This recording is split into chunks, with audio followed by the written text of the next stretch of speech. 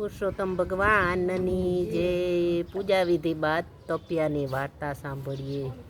શંકર પાર્વતી કૈલાસમાં રહેતા હતા। એક દિવસ ભોળાનાથ પાર્વતીજીને કહે, સતી હું વનમાં વિહાર કરતો આવું। પાર્વતીજી કહે, મારે પણ ભેરું આવવું છે। શંકર ભગવાન કહે, વનમાં ન અવાય, વનમાં કાંટા હોય, ટાઢ પડે, તડકો પડે, ભૂખ લાગે, તરસ લાગે, તારાથી સહન ન થાય। પાર્વતીજીએ હઠ કરી છે। શિવજી કહે, સતી તમે હાલતા હઠ લ્યો છો, પરંતુ સતી ન માન્યા। અંતે ભોળાનાથ સ્ત્રીને હઠ સામે હારી ગયા અને કહ્યું, ચાલો સતી। શંકર પાર્વતી વન વિહાર કરવા જાય છે। શંકર પાર્વતી વાતો કરતા કરતા ચાલતા થયા। થોડુંક ચાલ્યા ત્યાં તો પાર્વતીજી કહે, સ્વામી મને તરસ લાગી છે।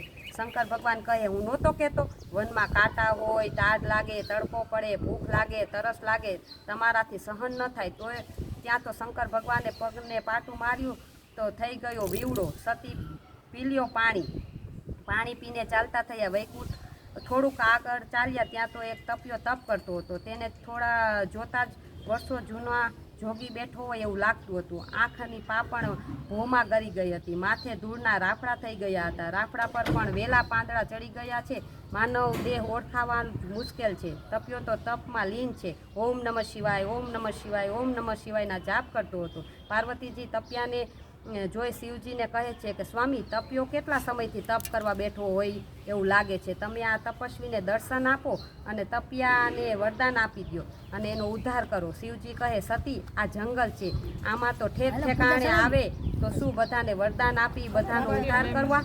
ચાલો સતી માર્ગમાં આગળ વધો। પાર્વતીજી તપિયાને વરદાન આપવાની હઠ કર લે છે ત્યારે શિવજી કહે છે, સતી એટલે હું આ તમને કહેતો હતો કે તમે મારી સાથે આવવાનું રહેવા દો। એમ કહી શિવજી વાતોને ટાળે છે અને વનમાં આગળ વધે છે। થોડી વાર પછી પાર્વતીજી માખીનું રૂપ લઈને શંકર ભગવાનની જટામાં સંતાઈ જાય છે અને શિવજીને સતીના આજુબાજુ ક્યાંય ન જોતા વનમાં ગોતવા લાગે છે। દેવાધિદેવ સતીને ન જોતા આકુળ વ્યાકુળ લાગે છે અને શંકર ભગવાન ઓ સતી પુકારવા લાગ્યા અને વનવગડામાં સતીને શોધે છે। પાર્વતીજીને મનમાં વિચાર આવ્યો કે હું થોડી વાર બહાર નહીં નીકળું તો સ્વામી મને શ્રાપ આપી દેશે અને પાર્વતીજી શિવજીને આકુળ વ્યાકુળ જોઈ બહાર આવે છે અને પગમાં ઝાંઝર ઝમકે છે, હાથમાં કંગન ખનકે છે, બાળીમાં મોતીઓ ચમકે છે, હારે હીરા જળકે છે, માળી રૂમઝૂમ કરતા આવે છે। શંકર ભગવાન અતિ લાગણીના સ્વરે કહે છે, સતી તમે ક્યાં ચાલ્યા ગયા હતા? હું તમારા વિના વિહોણો બની ગયો હતો। સતી કહે, હું તો ઘડીક વાર તમને મૂકીને ગઈ, ત્યાં તમે આકુળ વ્યાકુળ થઈ ગયા। તો આ તપિયાને એના કુટુંબનું શું? એના બાયડી છોકરા, વૃદ્ધ મા બાપ વાટ નહીં જોતા હોય? કેટલા સમય થઈ ગયો હશે આ તપસ્વીને? સ્વામીએ તમે વરદાન આપો।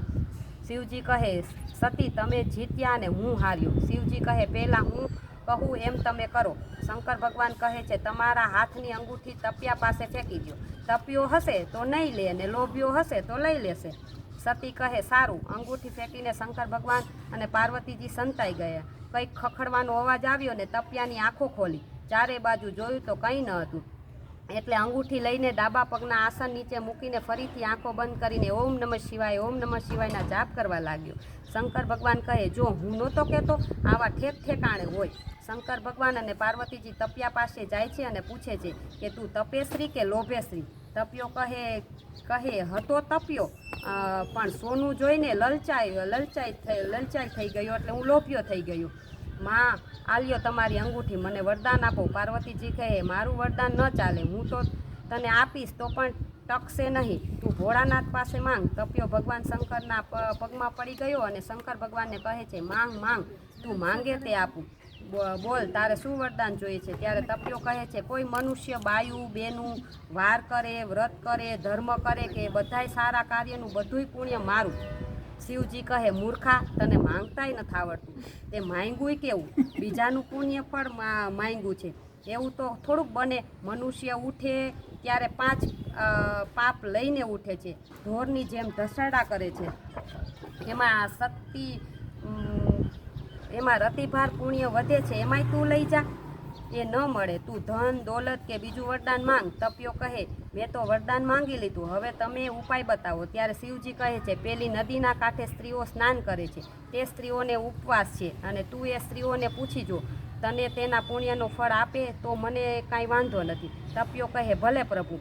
તપિયો તો સ્ત્રીઓની પાસે જઈને પૂછે છે કે તમે મને તમારા વ્રતનું પુણ્યફળ આપશો? ત્યારે સ્ત્રીઓ બોલી, અમારે સવારે વહેલું ઉઠવું હોય, આખો દિવસ ઘરનું કામકાજ કરવું હોય, કોઈ બાયું બેનું વ્રત કરે એમાં કોઈની સાસરિયાનો ત્રાસ હોય, કોઈને નાના છોકરા હોય, કોઈનો ધણી કંઠો હોય, કોઈ ભૂખ્યા ન રહી શકતું હોય, અને અમારું પુણ્ય અમે તને ક્યાંથી આપીએ? તપિયો કહે ભલે. ત્યારે તપિયો પાછો ભગવાન શિવની પાસે ગયો અને બધી વાત કરી.